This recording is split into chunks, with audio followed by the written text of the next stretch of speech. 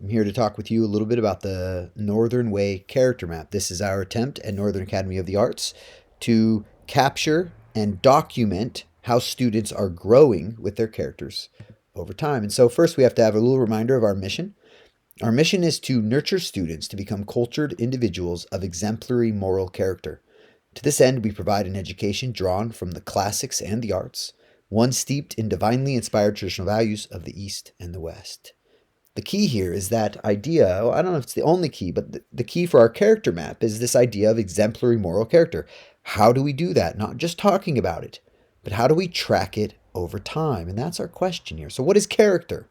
Character at our school can mean a lot of things, but here's a simple equation. Character equals our core values, integrity, compassion, resilience, plus the virtuous habits that make up those core values. Here's another way of looking at it. So here's our core values: integrity, compassion, and resilience. And underneath each of these, under integrity, for instance, academics, positivity, complete thinking, communication, leadership. These are all the virtuous habits that make up a person of integrity. So to have integrity means, at least in part, you are doing these virtuous habits. Same thing with compassion. You can see here it has those virtuous habits.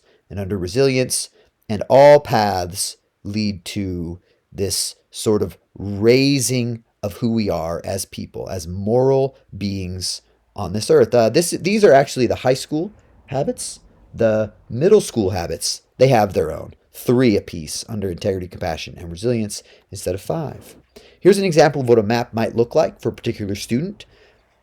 This is based for resilience, as you can see here.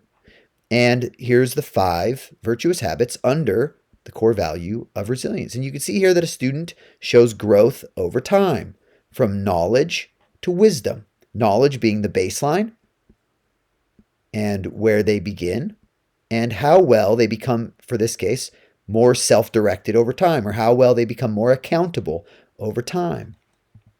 Here's a more specific example here for willingness. A student comes in as a freshman, and they're at a certain level at knowledge. That's where we see them. And as they come into their next semester, what happens is all the teachers come together at the end of each semester, and we discuss each student and how we've seen them grow in these areas. And their growth is the key term here. It's about growing. And every time a student is growing, that's success, and we want to celebrate that success. And so the student in their 10th grade year might grow more, and then even they kind of flatline, but then they have a tremendous amount of growth during their junior year. A student who's doing this under willingness, maybe they're more willing to participate in class discussions, they're joining more clubs, more new experiences, taking on more and more challenges, and this is all under the idea of willingness, which is a subset of their resilience, and they grow and maybe fall over time until they get to the level of understanding, which just means that maybe they're college and career ready. Really, even more simply, it means that they need very, very few reminders, no reminders really, to be a willing person, a willing participant in their own lives. And so how do these things work? At knowledge, here's our 5 levels again. They can demonstrate recognition of basic facts. Practice, they're showing incremental improvement. At experience, they're going through trials, but they're still working to improve.